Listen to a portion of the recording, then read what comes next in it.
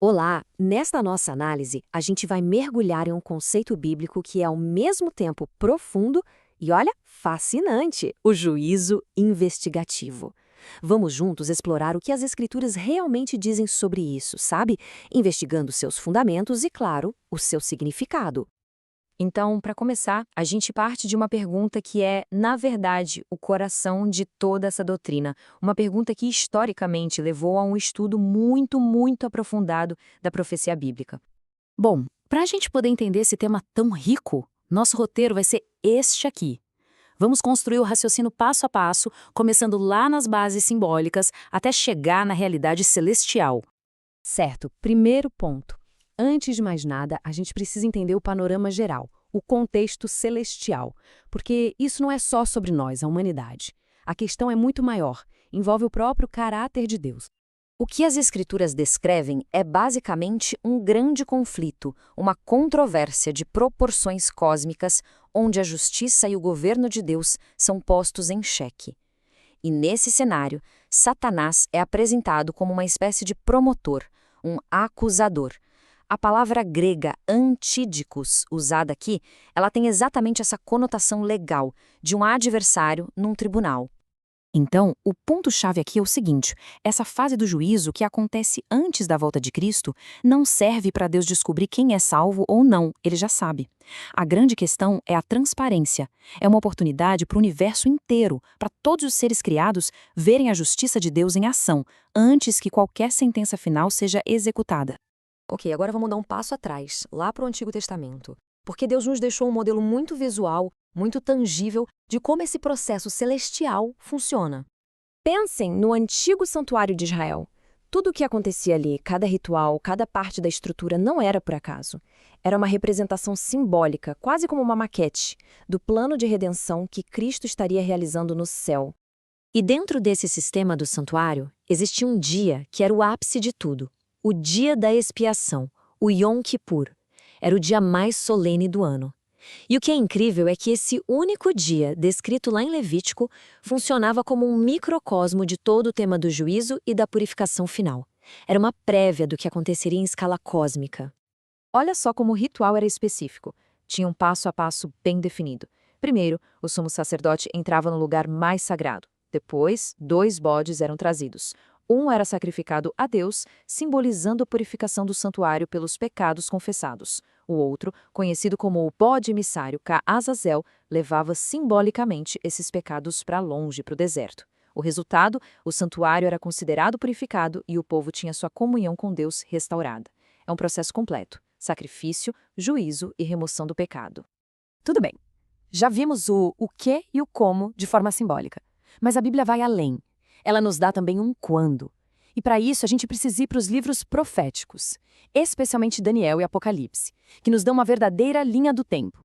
Nesses livros, a gente encontra profecias de tempo que são muito detalhadas e interligadas.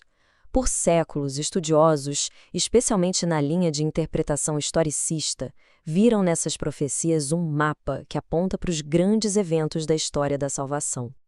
E aqui a gente tem 2 períodos proféticos que são fundamentais. Primeiro, a profecia de 1260 dias, que são interpretados como anos lá de Daniel 7.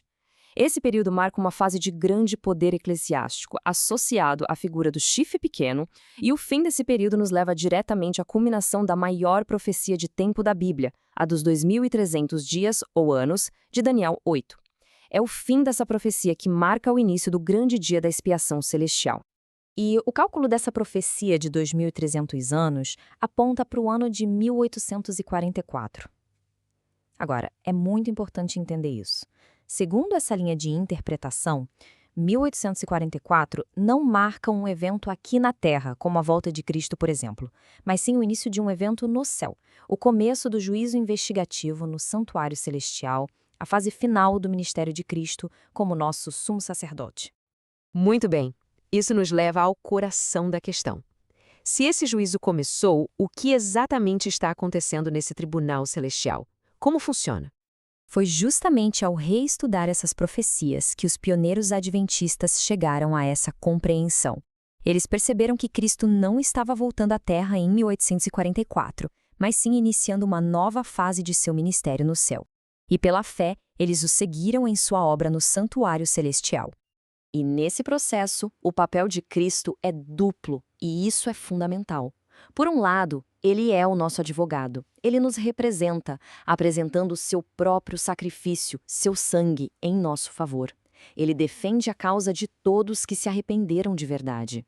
Mas, ao mesmo tempo, ele é o juiz, o examinador dos registros. É ele quem revisa a vida de todos que um dia professaram seu nome para confirmar quem de fato tem uma relação salvadora com ele. É a união perfeita entre misericórdia e justiça.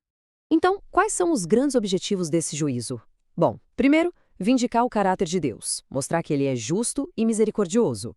Segundo, responder de uma vez por todas as acusações que Satanás faz contra Deus e contra seu povo. Terceiro, tomar uma decisão final e irrevogável sobre cada caso. E por último, e talvez o mais importante, demonstrar para todo o universo que as decisões de Deus são absolutamente corretas e justas. Ok, vamos amarrar todas as pontas agora. Qual é o resultado final de tudo isso? E na prática, qual a relevância dessa teologia tão detalhada para nós hoje? O propósito final de tudo isso é, em uma palavra, revelação. Revelar diante de todo o universo a justiça perfeita e o amor infalível de Deus. A Bíblia diz que, no final, todo joelho se dobrará e toda língua confessará. Ao término do juízo, cada ser, incluindo Satanás e seus anjos, terá que admitir que os juízos de Deus são verdadeiros e justos. Não haverá mais nenhuma dúvida. E essa citação de Ellen White resume bem o peso dessa doutrina.